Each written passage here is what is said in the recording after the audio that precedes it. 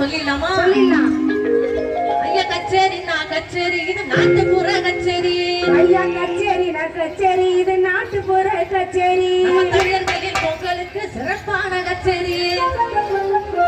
நம்ம தமிழர்களின் பொங்கலுக்கு சிறப்பான கச்சேரி. நம்ம கலைஞர் ஐயா அவர்களோட நூற்றாண்டு விழா கச்சேரி.